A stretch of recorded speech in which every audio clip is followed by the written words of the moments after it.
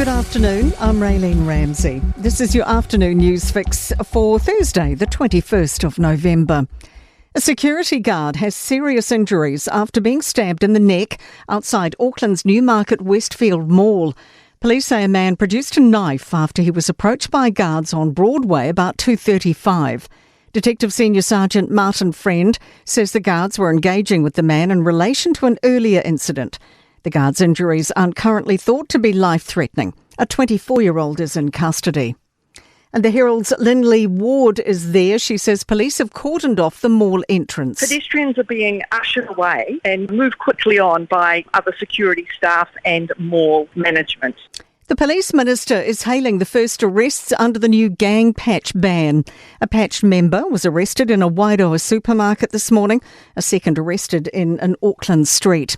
A mongrel mob insignia displayed on a car dash in Hastings was seized 3 minutes after the legislation took effect at midnight. Mark Mitchell says it's early days, but this is good news. Anyone that comes out with a patch on, then I expect enforcement action to take place, and the police are well trained, they're well prepared, and that's what they're doing. A rural Southland doctor says he's regularly forced to sedate dementia patients. Psychiatrist for the elderly, Dr. Daniel Allen, made the comments while briefing the Health Select Committee on his challenges as an aged care clinician. He says there's no alternatives in rural locations compared to more resourced areas like Christchurch. It's something that's extremely difficult for us to do, and there's a lot of moral injury involved in that, and it's part of the reason that there's burnout in our sector. The opposition slamming the government's boot camp pilot after allegations of participants already re-offended. Children's Minister Karen Chaw says she's disappointed one of the 10 in the pilot has allegedly committed another crime 1 month after leaving its first residential phase.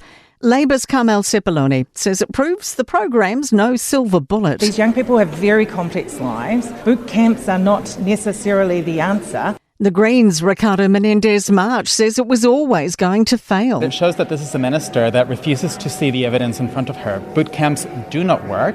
Meanwhile, the bill to create a young serious offender category is being read in the House for the first time.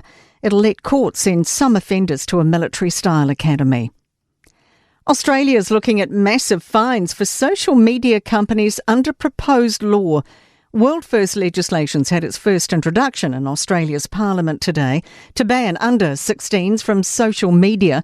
That include TikTok, Facebook, Snapchat, Reddit, X and Instagram, who'd be fined up to 50 million Australian dollars if they don't prevent children holding accounts. Communications Minister Michelle Rowland says it's about protecting the young. The bill puts the onus on social media platforms, not parents or young people. To sport. Hopes a full-blown Trans-Tasman Super Rugby women's competition will emerge from the implementation of a crossover final next year between the winners of Super Rugby Opiki and Australia's Super W. The Warriors have been handed a favourable draw for next year, playing the season's top 4 finishes just once next year and having no 5-day turnarounds. The Breakers believe the FIBA international window couldn't have come at a better time and are grateful the Australian NBL is on pause to give their injury-ravaged squad a break. I'm Raylene Ramsey. That is your latest news fix. We'll be back with the next update tomorrow morning from the Newstalk ZB newsroom.